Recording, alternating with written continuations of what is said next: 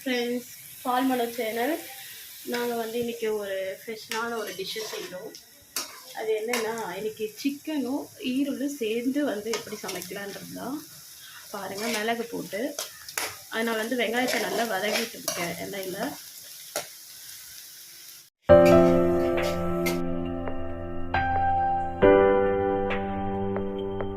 நம்ம வந்து ஆல்ரெடி சிக்கனில் மஞ்சத்தூள் போட்டு கழுவிப்போம். இருந்தாலும் நம்ம கொஞ்சம் லைட்டாக சேர்த்துக்கணும்.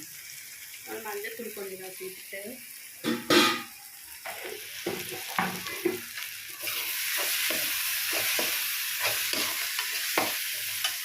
அடுத்து பார்த்தீங்கன்னா, நான் வீட்டில் இருக்கிற மசாலா பொடி தான் சேர்க்குறேன்.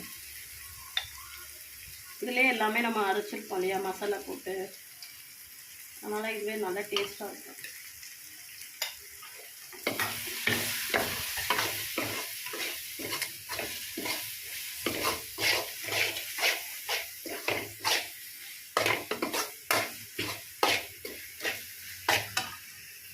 வந்து சிக்கனை சேர்க்க போகிறோம்.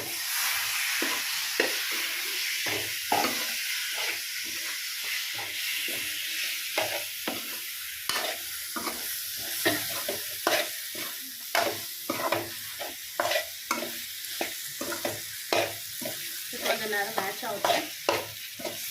ஏன்னா பெப்பர் வந்து நான் ஆட் பண்ணுறேன் ஒரு ஸ்பூன்.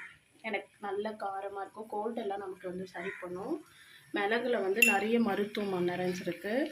அதனால் மிளகு வந்து நம்ம வந்து மிளகாத்தூளோட நிறைய பெப்பரை நம்ம வந்து அடிக்கடி சேர்த்துக்கிட்டோம்னா ரொம்ப நல்லது. நார்மலாகவே ஒரு பொரியல் கூட நம்ம பெப்பர் சேர்த்துக்கிட்டாலே நல்லாயிருக்கும்.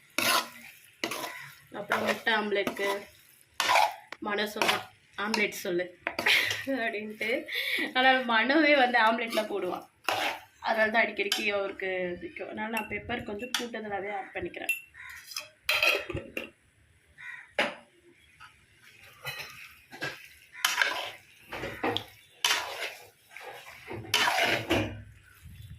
இப்போ பார்த்தீங்கன்னா நான் வந்து தண்ணி கொஞ்சம் ஆட் பண்ணிக்கிறேன். வேகணும் இல்லையா,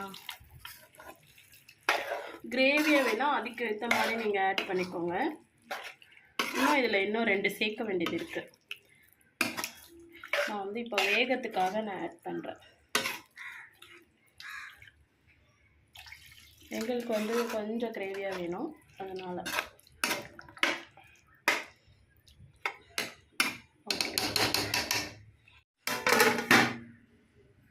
இந்த மிக்சியில் பார்த்திங்கன்னா தேங்காயும் முந்திரியும் கொஞ்சம் ஊற வச்சு வச்சுருக்கேன். இப்போ நான் வந்து சோம்பு,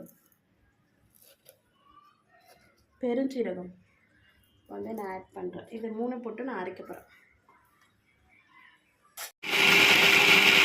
நல்லா அந்த கிரேவி கன்சிஸ்டன்சியில் இருக்குது. இப்போ நம்ம தேங்காவை ஆட் பண்ண போகிறோம். தேங்காய் முந்திரி 2 இருக்குது. அம்மையாக இருக்குங்க. இன்னும் நல்லா வந்து அது சுண்டணும். சுண்டி சுக்காவாக வரணும். உங்களுக்கு கிரேவி வேணால் நீங்கள் கிரேவி எடுத்துக்கலாம். எனக்கு கிரேவி வேண்டாம், அதனால நான் வந்து இன்னும் நல்லா சுண்ட வைப்பேன்.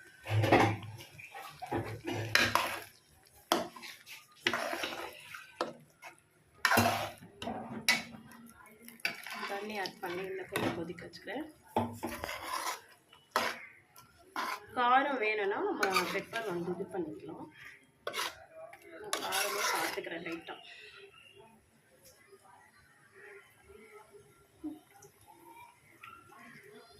காரம் எடுத்து போகும், ஏன்னா பசங்களாம் சாப்பிடணும் இல்லையா, அதனால் இது நல்லா கொதிக்கிட்டோம். நல்லா வந்து